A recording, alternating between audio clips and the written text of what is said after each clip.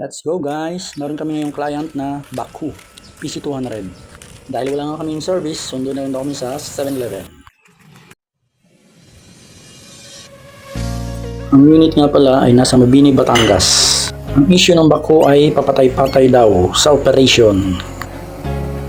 At andito na tayo sa unit sa baybayin ng dagat ng Mabini, Batangas. At hindi na nga tayo magpapaligoy-ligoy pa. Tara, tirahin na ta!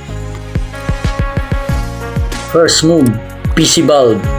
At isa siya sa tinuturo na salarin ng trouble code. DXE08KA code. At ayon niya sa monitor, siya ay naka-open circuit. Yun pala ay naputol ang wire niya sa solenoid sa mismong puno. At hindi na siya madugtungan. Kaya naman, palit PC bulb solenoid. At kapag ganyang senaryo, ang Baku nyo ay paputol-putol ang galaw. Dito naman tayo sa isa pang fault code, engine backup speed sensor, CA689 code. Kaya nag-decide na din ako na palitan ng speed sensor dahil namamatay ang Baku sa operation at pabalik-balik ang kanyang error code.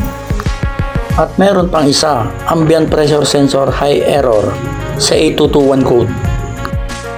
Teka muna, ayusin muna natin ang wires ng atang LS bulb at PC bulb. Sala sa laber na at saka may mga open wire.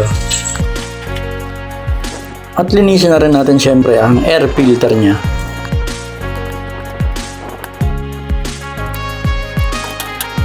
Okay, una natin ang battery at para makita na natin ang monitor kung ano baga ang kasta na.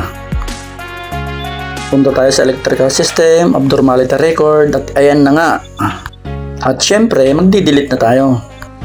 At ang lumabas sa bulang kristal, wiper working open circuit, washer drive open circuit, antenna open circuit, engine oil pressure switch error. Kaya meron siyang warning code na CA435. At meron pa tayong isang trouble, oil pressure switch error. At dito tayo pumunta sa fuse box. Check natin kung all goods lahat ng fuses. At baka fuse lang naman ang problema ng isang error code at hindi sensor. At ayon sa aking pagsisiyasat, at may isang fuse nga nasira. At syempre, papalitan natin. Okay, all goods na ang mga fuse. At dito na malalaman kung may mangyayari nga sa ating pinaggagawa. Uy, gumalaw! Ang unit nga pala na ito ay PC200-7 Komatsu.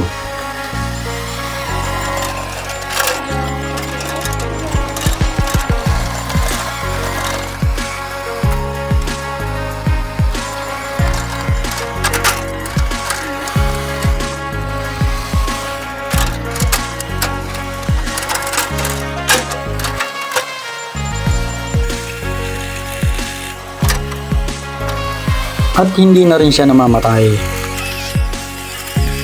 Ang history nga pala ng Baku na to ay nagpagawa na sila ng mga injector, pinakalibrate at gumastos ng 60,000 at sa kasamang palad ay hindi pa rin daw naayos. Kaya naman to the rescue tayo. Ang problema pala ay electrical system at faulty sensors.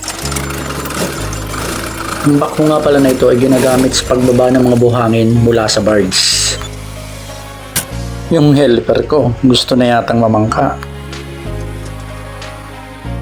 Thank you Lord.